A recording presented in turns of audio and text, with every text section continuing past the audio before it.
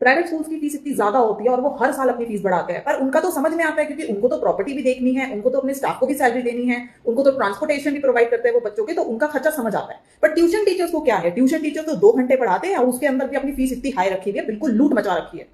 ऐसा ही एक बकवास कमेंट आया मेरी रिसेंट वीडियो के ऊपर और जैसे ही मैंने उन्हें जवाब दिया ना, उन्होंने फटाफट से कमेंट डिलीट कर दिया।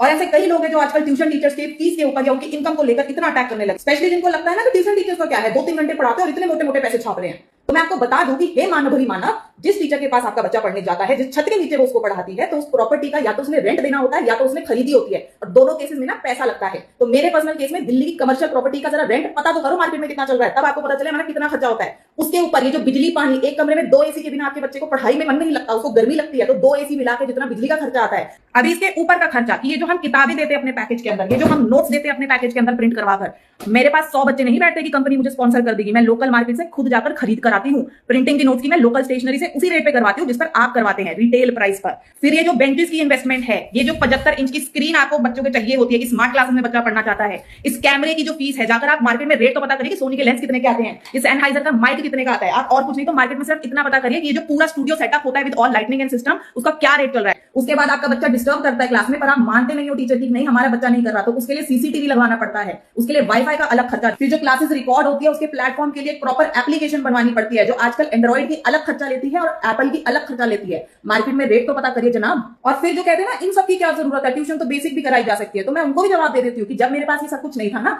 जब मैं ट्रेडिशनली व्हाइट बोर्ड के ऊपर क्लासेस लेती थी, कॉपीज के अंदर क्वेश्चन लिखवाया करती थी, तो मेरे बहुत बच्चों के 95 प्लस आए थे, पर नेक्स्ट सेशन में एक भी बच्चे ने कंटिन्यू नहीं करा। Not because they didn't like my work, उनको मुझसे बहुत सैटिस्फैक्शन थी, पर बड़े इंस्टीट्यूट में इन्हीं सब फैसिलिटीज की चलते उन बच्चों ने बड़े इंस्टीट्यूट ज्वाइन करे थे। तो ये आप ही हैं जो ये खर्चा करवाते हैं टीचर्स से। और मेरा कोई अनऑथराइज काम नहीं है, प्रॉपर गवर्नमेंट टर्म्स में रजिस्टर्ड इंस्टीट्यूट है जिसके लिए सरकार को हर महीने 18% जीएसटी पे करना पड़ता है। And till date institute environment के अंदर पेरेंट्स जीएसटी देने में कंफर्टेबल नहीं है, तो वो भी हम अपनी जेब से देते हैं।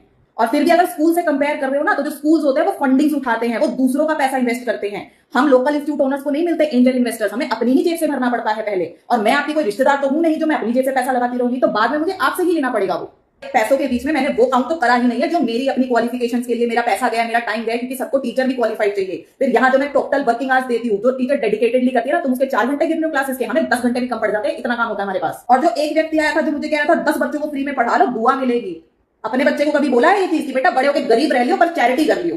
नहीं ना। पर दूसरों की वीडियो के नीचे उंगलियां तो बहुत जल्दी चलने लगती है कमेंट्स करने के लिए। और आखिरी में एक बहुत डायरेक्ट बात बोलने वाली हूं बिना किसी फिल्टर के। जो बोला जाता था ना कि एजुकेशन तो राइट है किसी बच्चे का, वो तो प्रिविलेज है, ये गांव देहात की बातें होती है। शहरी इलाकों के अंदर एजुकेशन एक इन्वेस्टमेंट है।